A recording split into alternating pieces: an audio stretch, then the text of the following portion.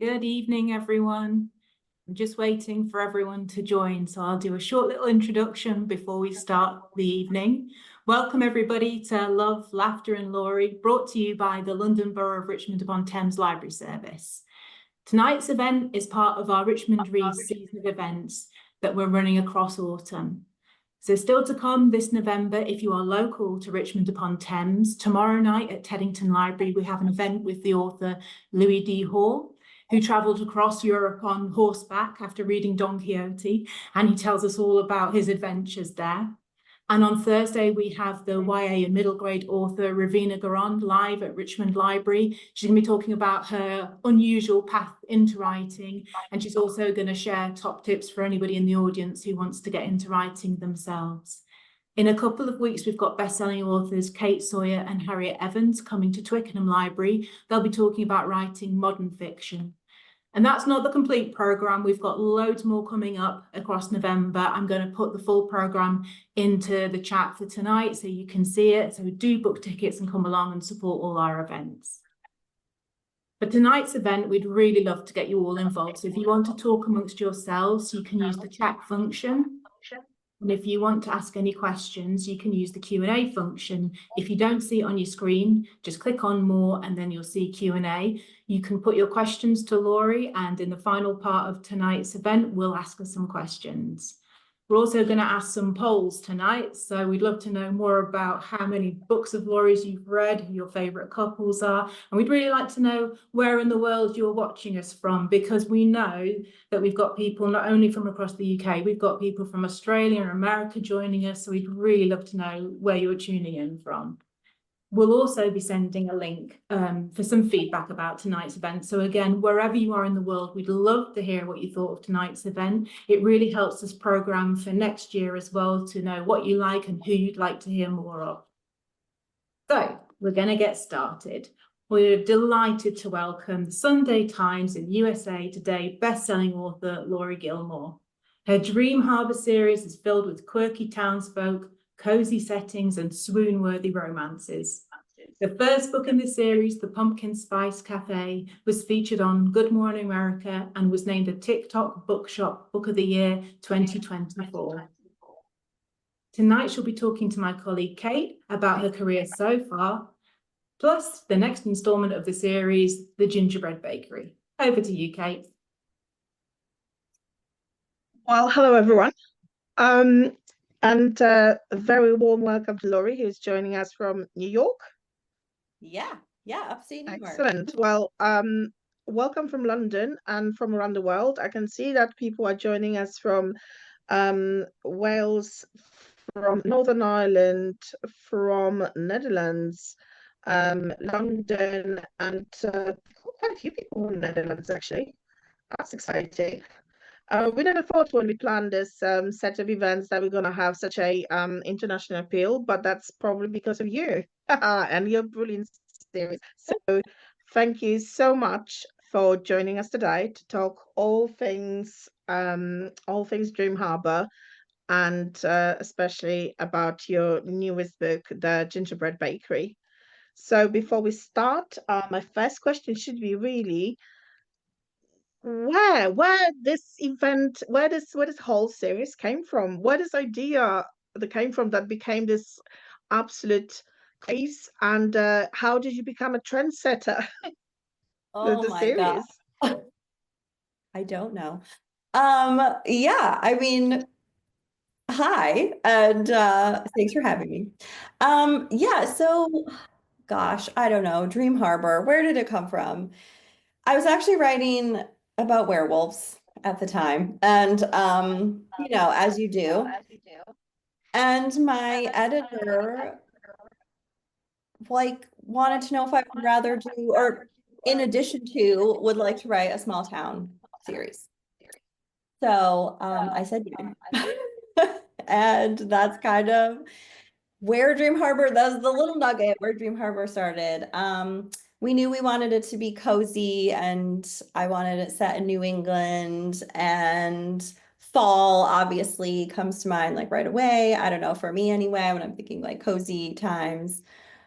Yeah, I think the first email I sent back to my editor was like, okay, so we need a grumpy man wearing flannel and like a lot of quirky townsfolk and town meetings. I think that was like the core of Dream Harbor. That's how it started. Those three I think things. this is I think this is like a very much a gist of the first book, and definitely the quirky townsfolk and a lovely little cozy town is the vibe. Yes. This is the vibe of Dream Harbor. And A did you lot. have any particular towns, any particular settings in mind when you were dreaming up this idea behind the whole town? Yeah, I mean, of course, the pen name, Laurie Gilmore, is a little nod to the show, of course. Of course. Gilmore Girls. So yeah, I had Stars Hollow in mind as just like the quintessential New England town for sure. And then I mean, I lived in Massachusetts for a while, so just kind of thinking of a lot of like North Shore towns, like north of Boston kind of style for my town. Um, yeah, and I just kind of threw in anything that I've loved from places I visited or lived and just kind of put it all in and created like what I think would be the perfect town. It doesn't exist anywhere in reality that I know of, but yeah, it's a compilation. So what do you think makes the a small town in your novel such an appealing place to everyone who's reading them? What is the cut behind it? Why people like reading about small towns? Yeah, I think a big part of it is it's fantasy, right? It's not high fantasy with dragons, but these places are a fantasy. I think the appeal, especially right now, I don't know, is like the idea of community and like neighbors that look out for each other. And even though they're nosy and kind of in everyone's business, like it's all well intentioned. It's all out of like, love, and just looking out for each other. I think that's something maybe we're missing in real life right now, and people are kind of craving it. I think too, the idea of all these small businesses, right? Like you can just go down Main Street and get your books and your coffee, and it's going like to your neighbors. It's not going to, I don't know, like big corporations or whatever. So I think that's all like really appealing right now in our current state of the world. Yeah, and then it's just cute and they just go hard on like holidays and seasons and there's always an event or a festival or something to go to. Um, yeah. I think you would like to move into Dream Harbor if it was real. Yeah, I'd like to. Because when I read the first book in the series, The Pumpkin Spice Latte, the one that started it all, um, Yeah. like appeal for me was the cozy setting as well, and obviously the fall because it's such a lovely season. But I Yeah. also really like the secondary characters in the book. I like the absolute bonkers man. I mean, um, it's a character and a half. But I Mhm. also very vividly Annie and Mac from that very first book, and basically her absolutely hating every single thing about him. From that point of view, I was feeling like, what's going on with those two? Yeah. Like Did you why? have Why does any, she so yeah, did you have any inclinations that they will become the like characters, main characters if one of the books in the series at all? yeah, so I knew from the beginning, I knew Hazel was gonna get a book. And I knew Annie was going to get a book. And I knew it was Mac for Annie. I also did not know in Pumpkin Spice why she hated him. I just knew she did. Um, so yeah, I had to kind of figure that out as I went along. Um, yeah, so I knew she was going to get a book. I just didn't know what was going on between those two, at least not at first, but I figured it So out. when did you manage to figure it out? Um, uh, what is going to be the story behind What is wrong with these Annie two? and Mac? Did it come after book four, or was was this early as well? It was like a long process. I know, I'm trying to remember now. I want to say maybe I was starting to get there like with book 3, and it was kind of percolating. I don't know. I just knew that why else really would you be so mad at someone if there wasn't like heartbreak involved? That was my thought. Was just kind of like, I mean, she's that mad at him because he stole her baking class night for trivia. Like, no, like there's underlying feelings here, strong ones. So then I knew there was going to be kind of something happened between these two, and somebody was heartbroken. Obviously Annie. So, yeah. I didn't really buy that Matt hated her from the part one. It was just like, no, no, no, no, this guy's got feelings. This Yeah. guy definitely has feelings. You just need to work out what's going on and you'll be all Mhm. right. That's right. That's right. Because So I I was like very all my pleased. heroes. Yeah. I like all my heroes to be obsessed with the heroine. So like I couldn't have him hating her. He, yeah, he's Yeah, all in. it would not really be like the vibe. Right. Although that was one of my other questions at the very end to Matt as well. So would you write a book in which the characters, I don't know, there was like a proper baddie or someone who really, really hated, something like a thriller or similar thing? Yeah, I mean, I would consider it, but probably not for Dream Harbor. Like I just feel like Dream Harbor is too cozy for anyone to have like that level of like animosity, you know? Um, and I also think like enemies to lovers, like true enemies to lovers where they want to like kill each other, just works. That works for fantasy, right? Or like if mafia romance or something like, oh, your dad killed my dad, so now we hate each other, or like you're the king of whatever and my people hate whatever. It has to like go really deep like that. So I think Dream Harbor, I don't know that they would ever,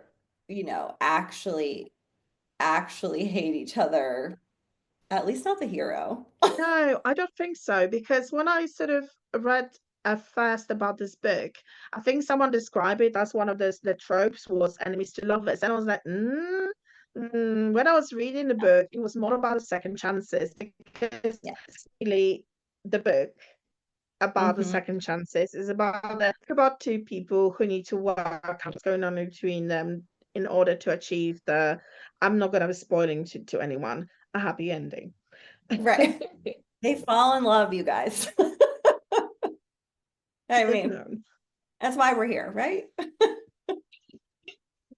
But the way you've done it was very interesting to me because that's the first time you use this technique, first time you go back in time and you have introduced characters when they were still teenagers. So could you please tell about why did you choose to do it this way?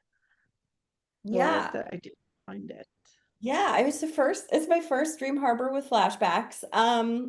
I love a book with a dual timeline. When I'm reading, I really love that. So it was fun to try to do it for my own book. Yeah, and we know Annie and Mac from Pumpkin Spice, but we don't know all this deep history. And I thought it would be really fun to show you guys the deep history, and to actually like see it. And it was fun because in that way we got to see them like fall in love for the first time while we're seeing them having whatever like drama they're having in the present. So it was just fun to be able to show them back when things were maybe a little happier between the two between the two of them. And I love like a YA story. I love like I grew up on those teen rom-com movies. Like those were like I just like internalized them all as like a 13-year-old, you know? So it was fun to write my own little teen story in there. Did you find it harder to write in the voice of teenagers? Because obviously none of your other characters are that young. Normally, Mhm. they're what, in 20s, 30s. Yeah. So how difficult was writing? No, I don't think it was because okay, romance and teenagers just make sense. Like teenagers have heightened emotions all the time, right? It's like you're so, keyed up. And romance also. Like everything's heightened. Everything is like this moment of hand holding is like the just like epitome of everything and my whole life. So I feel like there was just like a match made in heaven. So yeah, no, I really liked writing teenagers. They've got a lot going on. And because you end up having four different strands of the book to navigate. So you've got a Amy Mac as a narrators when they're teenagers, and Amy and Mac when they're adults. So how did Yeah. you write it? What was your process was behind writing it so it sort of makes sense? And did you write like storylines first and then the other, and then you sort of intercept it? How did it work? Yeah. No, I wrote it in the order it appears in the book. So I didn't write like the whole past and the whole present and then like braid them together. I wrote it in the order it appears in the book because I really wanted like whatever was happening in the past to almost be kind of like echoed in the present. So like if something happens, with their first kiss in the past, then in that next like present chapter, I wanted it to be, a failed kiss or whatever the case may be. So like I wanted to make sure they flowed together. And I feel like if I did all of the past together and all of the present together, I don't know how it would have like merged. So I wrote it. How you're reading it is how I wrote it. Wow. I don't Yeah. know. I was just wondering, how many spreadsheets do you have actually to keep an eye on all the characters and what they're doing? Because Oh, character. because you've got the characters who are actually appearing as a teenager. So we've got a Jeannie, no, not Jeannie, Gwen and Hazel as well Yeah, as so a teenager. Hazel and Logan appear as teenagers, yes, because they're like the friend group that's been together from the beginning. So I just thought it would be so cute to throw Hazel and Logan in a scene so we could see them um being teenagers too. Yeah, I was saying I should have one of those like murder boards where you have like pictures and string and just like keeping track of like all the residents of Dream Harbor. I don't have one, but I feel like I need one at this point because there's a lot of people. I am so surprised no one created like a front page like a Wikipedia specifically about Dream Harbor with the sort of like connections, who is who and how they're connected to Yeah. each other, if and exactly what's happening, because it'll be so helpful for you. Someone done this job for you as well. If anyone makes one and wants to send it to me, like feel free. So that would be really helpful. We just put out the poll about who's the favorite Anna Oh. Hazel Noah at this moment. So I wanted to ask about Hazel because you mentioned that you knew she's gonna have her own story as Mhm. well as Annie. So do you have a favorite couple as well, or do you love all of them the same way? I mean, it's always hard picking your favorites, like picking your favorite child. Um, but I do usually say Hazel and Noah. I don't know. There's just something about those two. I don't know if it's because it's a bookstore and like as book people, I feel like a lot of people pick them as their favorites. Um, and I don't know. Yeah, I just love Hazel. I just feel like they're like my babies, those two. Like, I don't know. They just like there's something about them. So yeah, I usually pick them. And Noah. I love Noah. So. Um, and I was asking about it as well because in a way, the Gingerbread Bakery is like a book that takes all the characters from the book, all the couples, and brings them together. And it's not a town meeting for a change. It's a wedding. So we did the wedding of Jeannie and Logan as a main focus point of the book itself. Yeah, yeah. So there's no town meeting in this one. There's a wedding. Um, I mean, I love a wedding and then a holiday wedding, and then to bring Jeannie and Logan back and give them like their wedding day, like that was so I don't know. I loved it. I've gotten a lot of requests from people. They want to know like are Jeannie and Logan gonna they want more Jeannie and Logan, like another Jeannie and Logan book. And honestly, I don't know that we have another Jeannie and Logan book. I don't like what else could they do? I don't know. But it was very Lots of fun. babies and more llamas. I mean, what More else? babies and llamas. Yeah. A whole book of just babies and llamas. Maybe, who knows? But it was very fun to give them their wedding and to get to focus on it and then to bring in basically the entire town. Yeah. And Really like that. yeah, there was a whole Pinterest board involved. I got to plan like a holiday wedding. It was so fun. I've noticed that it's also so spent Oh,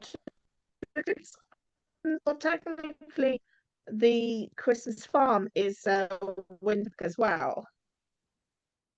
So you have two winters. Did you lose me there?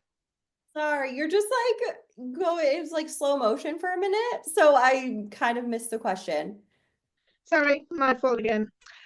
So I wanted to ask about the um continue books because technically we got that way we got two winter books as well Yes. because a Christmas farm and we've got a gingerbread baker as well. So that means you do another maybe autumn book.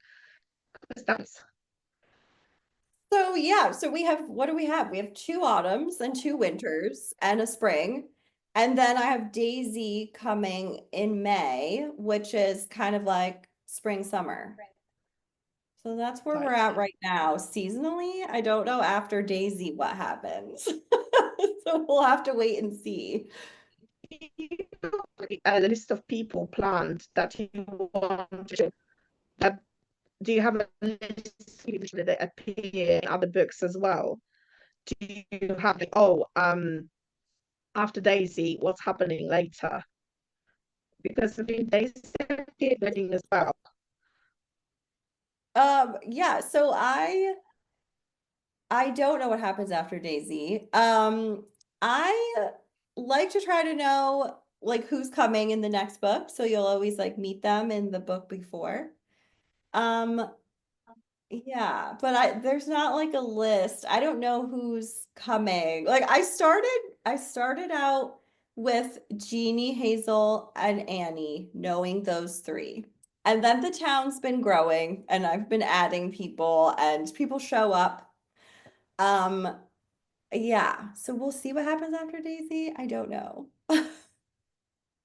Oh, I've just noticed that it's breaking for everyone else. I'm sorry about that. It's one of those technical things that basically wouldn't happen if you were in London. I know. Your fault, really. You already been here in the summer. So I can only apologize for any technical issues. The good thing is that we will be recording this and we're recording this. So hopefully you'll be able to see the bit more polished version at some point later. Right, going back to my Hubbard, so what I also wanted to ask you about is um would you have any ideas for the sort of different type of writing as well? Do you feel encouraged that this sort of like a different as well? Would you go for a bit sort of like a different style again? Maybe speaking, no, novel in letters or something similar. Would that be something of any appeal to you at all? Oh, something in letters. That would be fun. I mean, I try to throw in some different things every once in a while. So Daisy Chain does have like some diary entry action going on. Because there's like Daisy's family history is in the mix. So she finds like an ancestor's diary. Yeah, we get historical in Daisy. We get some Exciting. Dream Harbor history going on. Um, yeah, but yeah, I would be open to switching it up. I try to make these books feel like obviously I want them to feel like they all kind of go together. Um, but I like them to feel different too. Like I don't want you guys to get bored and be like, okay, we've read this book already, you know? So I try to make them have their own feel. Oh, Hopefully absolutely. that Absolutely, they works. do have that feel. I mean, they're all very cute. They're all full of warm and laughter, but I think there's each of them has a slightly sort of like a different theme going on as well. So the different things happening. It's never sort of it's a different different well, obviously different characters, but it's a different tropes as well, and different sort of like a vibe about each book, I would say. I don't know, maybe that's why Hazel's and Noah's story is just my favorite as well, because it's about the books, it's all about sort of like clues in books, and it's exciting, you know, chase well what's going on. And Yeah. I think the gingerbread is because you are not having any sort of like a contemporary angst for and Amy and Mac prepared, because they're dealing with their past. But can you tell me, how did this big chase um to find missing grandma came from as an idea behind this book? Oh yeah, the That made me missing laugh in some places. I forgot about that. Yeah, well, sometimes grandmas go missing. I try to always have like a little tiny mystery in each book. And I really just use the mystery to like force the couple to be together. So like whatever the mystery is, it's like we're forcing these two to solve it. So yeah, I felt like I had done, we had a haunted situation, we had the clues in the books, we had a potential dead body at the Christmas tree farm. I was like, what else can I do really? So I just made someone go missing. It just seemed like the next logical mystery to solve would be like a missing person. So Definitely it's yeah, do. You should definitely do like a cozy mystery in a Dream Harbor setting as a yeah, spin-off, not like a part of the series, but as a spin-off. I think yeah, that would be amazing. I would so read it. noted. Um, just an idea. And do you have like, because I'm not only the books are slightly different, but I think the tropes in the books are different. Well, we call them tropes. It's basically the hook about the main couple. Yeah. So you've got the Grumpy Sunshine, you've got this second chance romance. Do you have like a favorite trope, or do you have a favorite sort of like a romance hook that you particularly enjoy reading, maybe, and you particularly like writing about? Yeah, I mean, I do love a grumpy sunshine. I like whenever the main characters are opposites in any way. Um, yeah, I like when the hero is just kind of like generally flustered by the heroine. Like, I don't know if that's a trope, but I like it a lot. And yeah, he always falls first in my books. He just, I just like him too. Yeah. Oh, Snowden's a fun one. I mean, really, anytime they're forced to be like right next to each other, so like only one bed. I like them all. Honestly, I will read pretty much any trope out there. So whatever's good, I'll read it.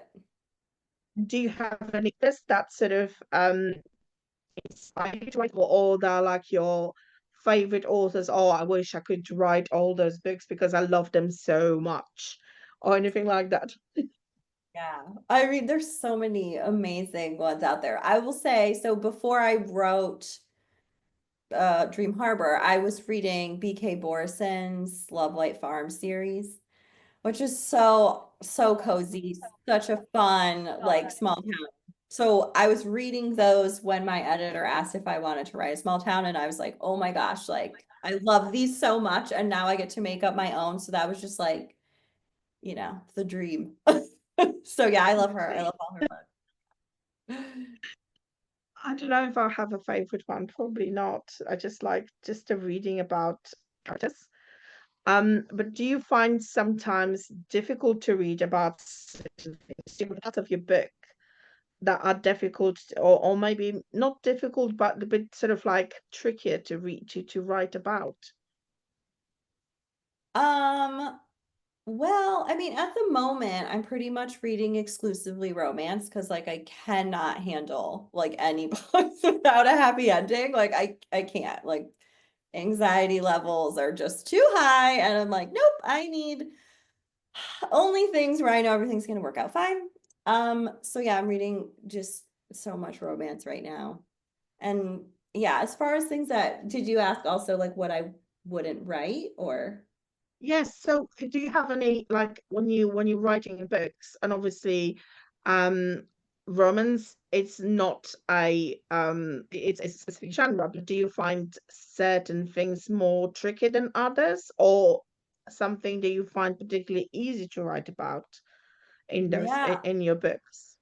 Oh, well, I will say, so in Strawberry Patch Pancake House, I wrote in a child, and that turned out to be quite tricky. I was very excited to write a single dad. I was like, oh, single dad, that's hot, that'll be fun.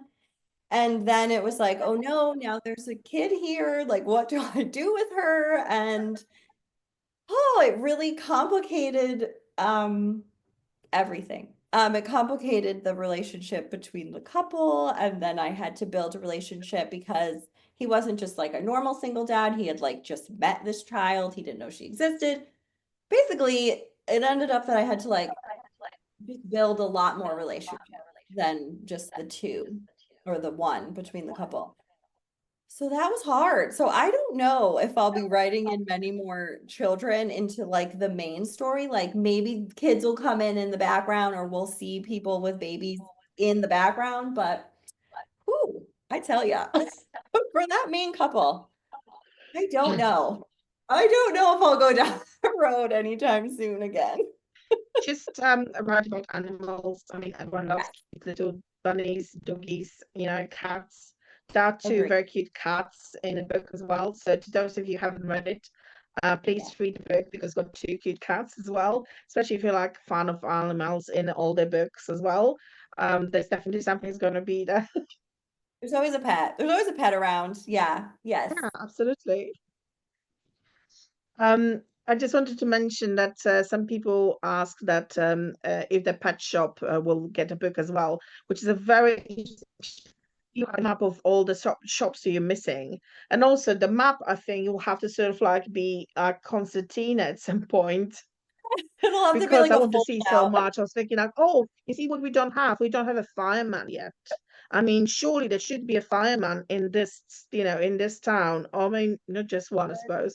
They come usually in twos and threes. But, you know, just like a, you know, bunch of guys that can deal with all the, you know, all these kittens up the Up trees in the trees. and Yeah. all the things. I love that. Yeah, I always joke how Dream Harbor has like nothing practical in it. Like there's no hospital, there's no like what do these people do? There's no grocery store. They just eat sweets and read books and like that's all they do. Well, there's a hotel now I found. There is. There is Like a an inn. grand. We're working on it. Yeah. Uh-huh. Uh, yeah, yeah. Oh, definitely. I would definitely love to see some more different shops and different sort of like, you know, different places and very long map. I mean, Yeah, someone really. commented that they're happy with just to read the book number 28, and I'll be happy with that. I concur. I'd be quite happy. We'll just keep going forever. It's fine. So we're getting some more questions in Q&A, to which I'm gonna go to in a minute. But I just wanted to ask you also about your creative process, about the sort of how do you write? Do you have a you just said you've got this. Congratulations. Yeah. Do you have like a routines? Do you have a special a set day or part of the day you write? How does it look? Um, how does it look for you?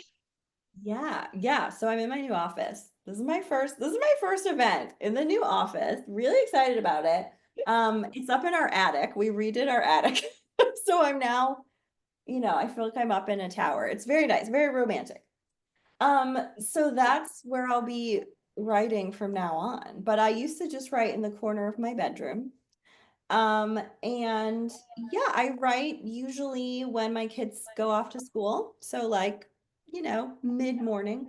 I'm not I would just had a chat with Tessa Bailey, and she wakes up at like 4 a.m. to write. And I was like, that's the middle of the night. Like, I can't even imagine. So kudos to her, but I don't get up that early. So I write like in the middle of the morning once my kids are at school and it's quiet. And yeah, I don't know. There's usually like several cats around judging me, and there's like lots of cups of tea. And yeah, my husband makes me a spreadsheet so I know how many words I have to write per day so that I hit my deadlines. So that's very organized. But the writing process itself is a bit more chaotic because I don't really plot out the books. I know like my characters and my tropes, and then I kind of just I just go. I just have to start. Um, and then usually about halfway through I panic, and I'm concerned that I've never written a book before and I don't know how to write one. That's when I usually plot out a bit to get me to the end. Like, what do we need to do to get to our happy ending? And then I proceed from there. But yeah, that's basically how it goes. It's a lot So of, what's your favorite part of writing? oh, my favorite part of writing. I mean, I like the first draft. I like the messiness of the first draft. I love a first chapter. Like, I love when I'm like introducing you all to the new people. Um, I don't like the editing. I Why don't like not? the I have to fix it all. It's not my favorite. Did you ever have to get rid of something you didn't want to, like a favorite character or something like that? No, good question. No. So I tend to underwrite. So my first draft is usually sparse, and then my editor's like, you have to add more, like we need more. Usually the editorial notes are that the characters have to leave, like they have to go out. Like I always just have them like hold up together somewhere, and my editor's like, people like the town, put them in the town. And I'm like, okay, okay, fine. They have to leave the house. That's the main note that I usually get. But I haven't had to like just cut anyone out. They all make it. They all make it in so far. Excellent. I'm so glad to hear that. So far, so good. Devastating some of the people just didn't make it. So Yeah. unless they did, and then you make them into second book, so that's fine then. So no, that person doesn't fit there, but I'm gonna like put it in the second book on another book in the series. So that's fine. I can cope with this. Great. I think it's a bit of a time now to read some questions from the audience. Well, then please keep them coming. So the one I really got interested about, how did you come up with the clairvoyant maybe meh? Oh yeah. Oh yeah. Mayor Kelly. May or may not be clairvoyant. Honestly, okay, so I was at my parents' house and my dad got a text from his old pal from back when they were kids. His name is Pete.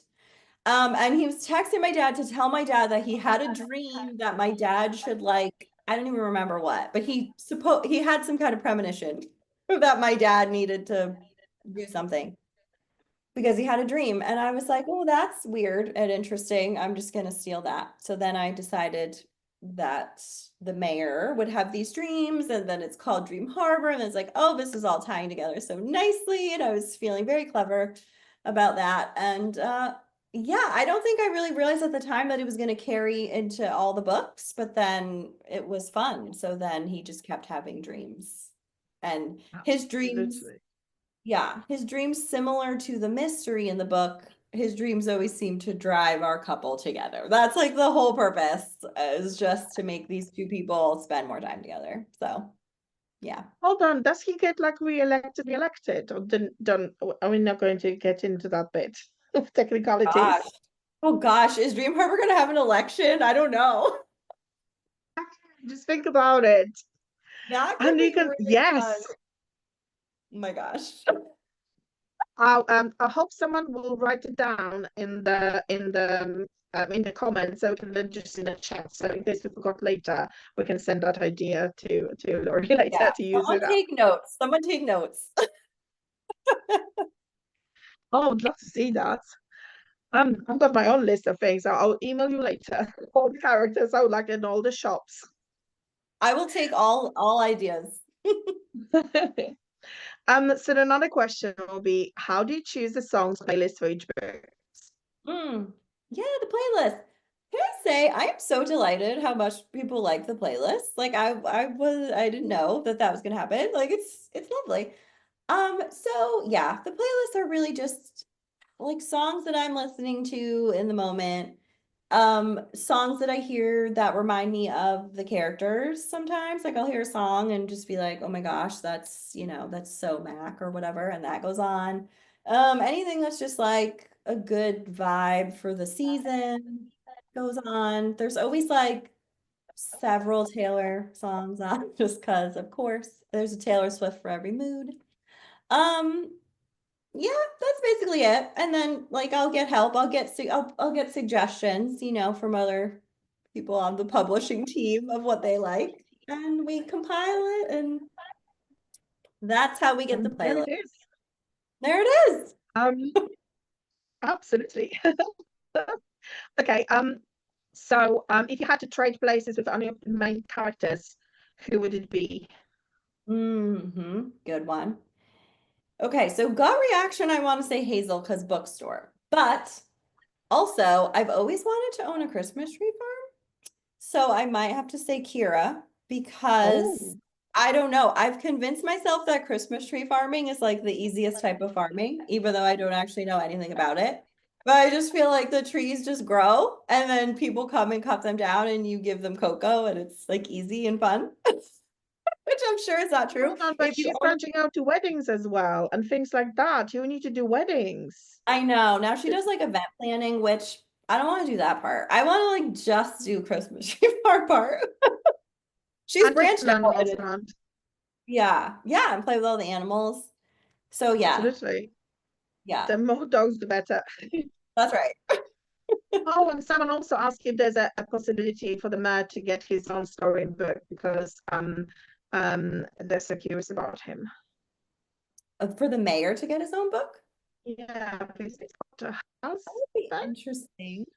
I don't know because he's already married. story. We could have like Sorry, a it's just flat. those ideas. Keep them coming. We could have a yeah. I don't know. I mean, I don't discount any of the side characters, honestly. Like, who knows? You never know who could pop up. But yeah, maybe someday we'll get a Mayor Pete book. I'd love to see that as well. I mean, when someone else asked, how did you come up? Oh, hi Laurie, my mom and I love your books. How did you come up with the couple ways on Noah? The Cinnamon Bun bookstore is my favorite of the series, and so is mine, I think. Yay. Okay, I just missed the question though. What does she want to know about Noah? Oh, where did it come? How did you come up with the couple of Hazel and Noah? Because that's their favorite How did I come couple. up with the couple? Just like just them? Just oh I don't know.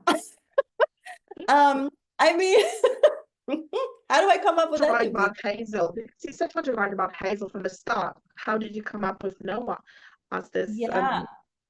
was it Well, okay, so I knew Hazel was like our like bookish girl, right? And she's kind of in a rut a little bit. And I just so I don't know, I built Noah to be like her counterpoint. Like I wanted someone that was going to totally love her for who she is. Like he's obsessed with her from the beginning, which we all know now is my favorite thing. But also I wanted him to like pull her out a little bit, like out of her normal because that's what she wants in the beginning of Cinnamon Bun.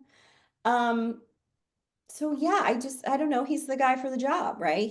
I wanted him to be like adventurous and he's out there in the world. I don't know, he's really young.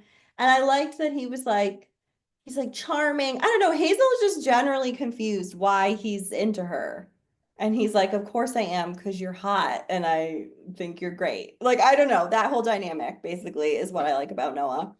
Um yeah, and then I really like the thing where like the really charming guy that everyone likes is actually like really insecure inside. So like I wanted Noah to have that kind of like he doesn't really think he's good enough for Hazel. I eat that up. So, so my favorite couple. yeah, so I guess And a that's why bookshop. I think And a bookshop. all of those things, he checks all those boxes. Absolutely. Yeah, and he just shows Hazel that she's great. And I like that about him. So yeah. Okay, and do you base any of your characters on people you actually know? That's the next question. Mm. Is there a real Noah? I don't know. Um, I try not to take full people and put them in fully whole. Because everyone I know reads my books, so they might notice if I put I put their whole self into a book. But like I steal little things. I steal little bits, or just like little like anecdote stories that happen in my life. Like I'll sometimes put in the book. So like Olive is the little girl that gave me a hard time in Strawberry Patch. And I did steal quite a few things from my real life daughter, who gives me a hard time in real life, and put them in there. So like she really does sleepwalk and it really is terrifying. And we really Really? do. Oh my God. Yes. Her eyes are open, but she's asleep and she's just walking around and it's crazy. Wow. Yeah, it's terrifying. And we really do have bells on our doors because my husband is afraid that she will escape. So Oh that's my all God. the real life story from that one. Um, Wow. so I'll take little things like that and I'll take, yeah, but I try not to put a full person in for a lot of reasons. So some people ask, some people wanted to know, I mean, that people would like to see your books, obviously, on a screen. Netflix, maybe, based on, Oh, one film based on each book. So some ask, if you were to pick any actors or actresses to play your characters, who would you pick? Do you oh, have any? I'm so If you bad don't at have a this. specific actor or actress, maybe like sort of the, in the Yeah, vein of, yeah, right. So this is hard all the time because so when I write a character, and even when I'm reading, like when I'm reading other people's books, I don't fully picture like a fully formed person. They're just kind of like vibes. So like Logan is like beard plus flannel. Like that's how he is in my mind. Like he's not, he doesn't have like a full face. Um, so even when I make like Pinterest boards for like character inspirations, it's never like actors. It's always just like random bearded man of the internet is like Logan. So I don't have a full fan cast. I will say the only one that is definite, non-negotiable is in Christmas Tree Farm, Bennett is Henry Cavill. So if anyone has Henry's info and we can get him involved, then say, I mean, I'm just gonna that'd be approach great. all the people I know. Someone must know him, right? Like, let's Oh, get him on. for which, so he's busy. So yeah, Yeah, I think it'll work. let's see. Um, so another question is, would you possibly think about adding any magical realism elements to one of your upcoming books? So make them a bit more magical Magic. in any way. I don't know. I mean, that would be fun. I don't know if I would add it into this current series though. Like, I don't know if I would have all of a sudden magic show up. Like, maybe that's a spin-off. I don't know. Somebody write that down. Put that in the notes. Who knows? See, I mean, I could see this combined with Mayor Kelly. So Mm, that's maybe he true. really is clairvoyant. Maybe he really is, and it comes to light. I mean, I will say, so in the next book, in Daisy Chain, the town does believe that Daisy is cursed, which you kind of hear about in Gingerbread. So, I mean, it's not really magic, but they are concerned about her breaking up marriages. So I don't know. I don't know if that counts. Small steps, small steps. You start with a Yeah, curse, you get go there. up to the bigger things. He knows. Perfect. Um, okay, I need to ask about it because some more questions. And you need to explain to people who might not know what it is all about. When we'll be able to get apple pie ice cream parlor in Oh, UK, Ireland, and I'm sorry, I had to ask. yeah. Yep, the $1 million question. When is apple pie coming from? Okay, so here's the deal with this book. It is a little mini novella that I wrote for the Netherlands and Belgium. So they do like an English book week every October, I guess, and they always ask English writing author to kind of like contribute this little novella. And then when people buy an English book during that week, they got mine. This year they got mine for free. Um, so for right now, it's exclusive to them. It's not because I don't love you all also. Like I just I'm not in charge. So that's just how this promotion worked. I would like all of you to have it. So we're working on it. I've told my editor multiple times. I'm like, everybody wants this book. But it's very tiny. It's like little. So I don't know how they're working on it basically, but I don't know yet. But it's small. Well, It's like clearly you need to write more short stories we and just have to publish add more short to it. story selection, short story collection. And I could that fit in the Kelly as well because it's just a little story maybe. There you go. Fantastic. There we go. Another great idea. Absolutely. So completely different question. So someone asked, I would love to know, I would love for you to take us back to your professional writing beginning and talk a bit about your querying process. It's very unique for an author. What was your process like? Were you in the trenches for a while, or were you one of the blessed ones? Mm, yeah, okay, let's go. Let's go back. Let's go way back. Um, yeah, so I time machine. I started writing as like a hobby, probably like 7 or 8 years ago now. I was staying home with my kids, and that can get such a blessing, but also tedious, when you're with toddlers all the time. So I started as a hobby, and then I kind of went on from there, and I did a little bit of self-publishing, and I did some like very small presses. I've released a few novellas here and there. Um, yeah, it's funny. I forgot this part of the story, but as I was like moving up to my office, I found all these old notebooks, and I was like, oh yeah, there was like a lot that came before pumpkin spice happened. Just like so many notes I had taken, and I, did all these like online, like just like little webinar things and just learning about romance and publishing. And I was like taking notes, like I studied, turns out. I forgot about that. So yeah, there was, and then there was like charts where I was like, because I need to write everything on paper. So like nothing's on my computer, but I was writing like who I submitted to, when, like, and then, all the rejections. Like, no, no, no, no. It's sad to look back on that. But yeah, so I got rejected a bunch of times. I tried querying to agents like a little bit, but gave up on that pretty quick because I'm impatient. So that's how I ended up at a bunch of small presses because they didn't need me to have an agent. Um, and also I self-published a little bit, which was not super successful for me. I think some people do really well with it, and I didn't. I sold like, 12 copies. It didn't work out. So that was kind of for a few years. And then I submitted, still unagented, my werewolf book to One More Chapter, which is like an imprint of HarperCollins UK.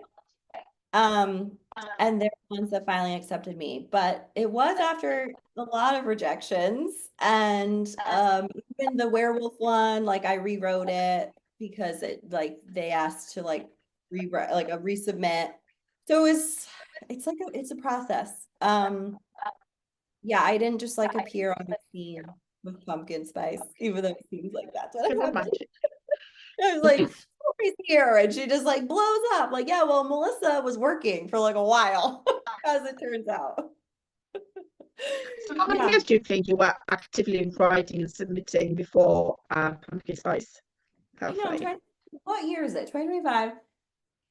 Probably like at least 7 or 8.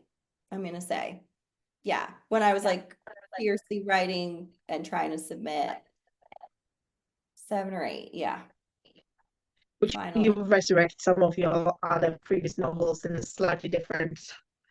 No, No, not even as an idea. I don't know. I'm afraid to look at Um, you know, you might find something interesting there. Could be your own That's right. personal Never know. style. There might be some treasure in there. Absolutely. And do you have any advice to offer to all the people who love your writing, um, love romance books, and would like to write romance books that are so popular at the moment? Um, what's going on? Do you have any advice for people who would like also to write similar books to you? Yeah, I mean, I would say first of all, like just write a lot. Like I think it's like anything else. I used to think it was. I used to think authors were some kind of like extra special type of people, and I don't. I think they're just we're people that write a lot. So I think like anything else, you do get better if you do it a lot. Um, so I would say write a lot. I would say read in whatever genre you want to write in. I I think that's so valuable. I feel like that's how I figured this out, was really just reading books that I loved and then figuring out how I would want to do my own take on it or what I would do differently, you know? And then I would say find someone that you trust to read your stuff and give you feedback. So you want them to be kind but honest. Those two things I think are important.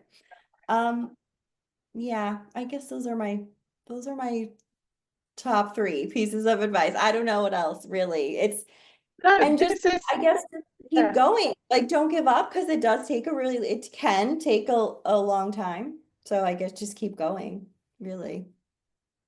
absolutely. You never know, it might be another series that someone writes and just hits out her shelves and becomes super instant popular and best-selling. You never know. Never Like know. You yours. never know. And I'll I'm say just too, pleased. I'm just pleased you persevered writing and that series is out. me too. And I'll just say also just be ready to pivot a little bit if you need to, you know? So like I started out with werewolves and I ended up with pumpkins and whatever. I mean, just sometimes it's good to, I don't know, go down a road you didn't think you were going to go down. And then that ends up being the thing that hits. So, Absolutely. So, what do we have planned for Living Harbour? We've got book coming up in May. yeah. Yes. Yes, we have the Daisy Chain Flower Shop coming in early May. I don't remember the exact date. Early May. Um, Is it yeah, so it's nine? got Something like that? the 9th. Okay, I don't even know. I believe you. The Yeah, beginning. Go do. sometime in May. Yeah, it's like a spring into summer kind of vibes on this one. We've got Daisy, our cursed florist, trying to break the curse. Poor Daisy. Um, yeah, and then we have Elliot, our nerdy architect. He's gonna help her out. He's helping her figure it out. And there might be some fake dating involved because that's obviously how you break a love curse, is you fake Of course. date. Obvious, of course. How else would you? Um, yeah, and we learn about, Daisy's family history a little bit too in the mix. That sounds amazing. That sounds like a great book. Oh, and I think we just ran out of time. We did it.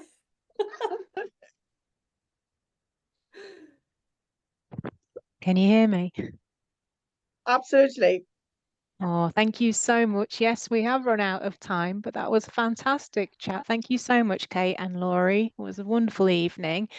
And thank you to everyone who got involved as well. We got so many questions. I know we didn't get through them all, but we tried our best.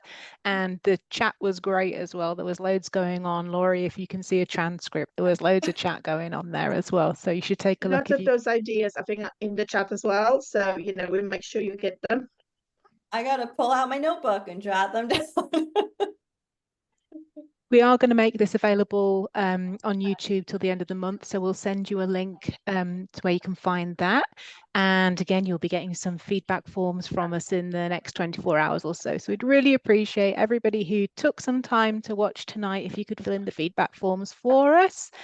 I think that's everything. So I'll just say one big thank you again to Laurie for joining us tonight. Thank you so much. Thank you so much for me as well for having this lovely chat. And it was such a great talking to you and hearing all about my favorite series. So thank you so much. Thanks for having me. And Thank asking you. amazing Good night, questions as well. everybody. Thank you. Thank you.